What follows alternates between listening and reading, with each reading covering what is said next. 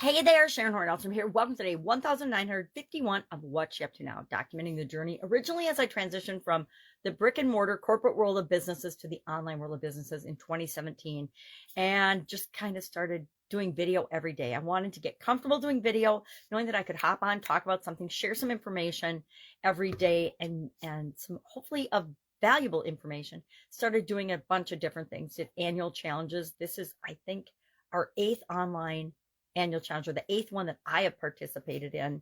I participated in one other person's, and otherwise I've done my own annual challenges. Every year I do a challenge. I used to do them offline, but once I discovered that I could do them online and hold myself accountable, as well as share information and share some of the things that I've been doing that work for me, I thought it was a better use of my time than just doing it and not ever telling anyone about it. So this year's annual challenge is the Get Your Goals annual challenge. And we're using the life framework, a life framework that I use. I learned it decades ago from, I think Tony Robbins got it from Jim Rohn, but both of them I credit with this life framework. It was a 7-part life framework. Hang on one sec. Put my coffee down so I can use my fingers and my hands. I like to talk with my hands.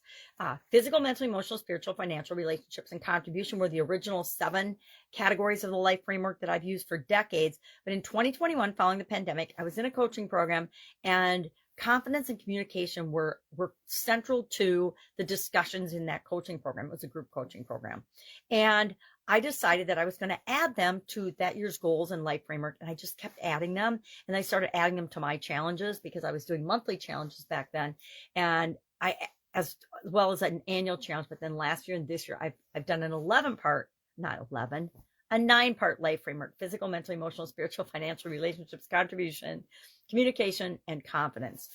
So that is what I am using as a goals, because that's how I set my goals and objectives, is using that framework. That's what I'm teaching and coaching and helping and sharing this year in this year's Get Your Goals annual challenge. We're doing one thing every day to get what we want, to move us toward what we want. And how do we do that? By setting goals, by having a process where we have goals in each of those areas and aspects of our life, and we're working toward them, a single daily action, a little action every day to move us toward those. So our topic today was step 4 of our goal setting process. Let me grab that quick. And I'm going to make a graphic of this today. It's a holiday weekend, so I have time to do that. I have to write backwards because I use an Android phone to record my videos. So they haven't come out with the technology to flip the text yet, like iPhones have. So I will write a slip up backwards, or graphic. I'll make it on a cardboard, maybe like the soap framework or something, where I write backwards and I can then show it forwards in the thing. You may have noticed that the soap framework is built into our goals process. Why is that? Because really, there's only a simple 4 or 5-step process to getting anything we want. If you think of the movie The Secret, it was ask, believe, receive, right? If you think of, it's a 3-step process. I work with a gentleman by the name of Jim Edwards, who's an awesome man in copywriting and online activities and things. Followed him for over a decade. And he teaches a 5-part how to get anything you want. He's got a book on it. I can't remember the title of the book, but I do have the book and participated in his coaching and training programs along that line. But the older I get, the more I want to simplify things in my life, simplify how I do things, how I think about things, and look for the big lessons and the big meaning in those things, versus being caught up in the minutia and the details of things that happen, that many of which are outside of our control. And we don't, and probably will never understand how and why they happened anyway. You know, it's like trying to understand the weather. Am I ever going to understand really or care if the sun's shining today or if it's raining? No, I'm just going to respond to what is and then move forward in my life and live my life anyway. So today, our idiom was to be in the driver's seat. So of course, I borrowed one of my granddaughter's toys because I get a kick out of that. She's got this great little steering wheel thing. It speaks 3 languages, more than me. And it's really fun. It shifts. You can start. It's a Paw Patrol steering wheel and drive. And she likes to sit, sometimes on the floor and just drive. You can shift gears. You can start the ignition. You can push different buttons. You have a hazard light or a warning light. And what I like about it is it's a great reminder of we are the drivers and the controllers of our life. I like this idiom, this expression, just to in the driver's seat, because it reminds us, and it's a relatively new expression. It's come along with automobiles. When you're in the driver's seat, you decide the direction the car is going to go. You decide the direction your life's going to go. You decide how fast or how slow you're going to go, or if you're going to stop. You decide the route you're going to take, the journey, the path you're going to follow.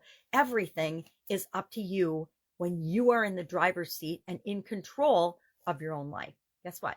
The only person on the planet that you and I can control is ourselves. We can try to exercise influence over other people. But the truth is, they still have free will and can decide and choose and think for themselves. All of us have that power. We don't always exercise it, but we all have the ability to do that. So that was our idiom today, stay in the driver's seat. We just talked about a couple of ways and why and what we're responsible for in terms of leading and growing supersizing our business.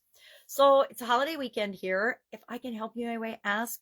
I always encourage people to ask, because sometimes we just need somebody to give us permission to ask a question, and all of a sudden a question that we've been struggling with for weeks, months, maybe even years or decades, the answer will appear to us because we've taken a step back and we said and asked someone for help with it. And I think it's interesting. When I first came online, I struggled with a lot of different things, especially the weird technology things, because I'm technical, but in a totally different area. And I would fight with it and try to figure it out and do all kinds of searching and things and try to figure out how to do something on my own before I would finally ask. And I'd go like up to 2 weeks being frustrated trying to figure something out. And then I'd finally ask. And before anyone else could even answer, I realized that I knew the answer already, and I would implement the answer. And then by the time people answered the question or were willing to help me out with it, I already had found the solution. And maybe sometimes they had a better solution or a faster, easier solution. So I would implement that. But for the most part, all I found is I need to be willing to open up to the possibilities and ask, and the answer appeared. So ask if you need anything. You can reach me on my Voxer, which is a walkie-talkie app on our phones, at pajamagrandma@gmail.com. Otherwise, you can search me. I am an open book and easy to find, and you can direct message me and ask me your question. Or, hey, Sharon, I want to hit you up. Can I ask you a question? All right. Have an awesome day, and I'll, of course, be with you tomorrow.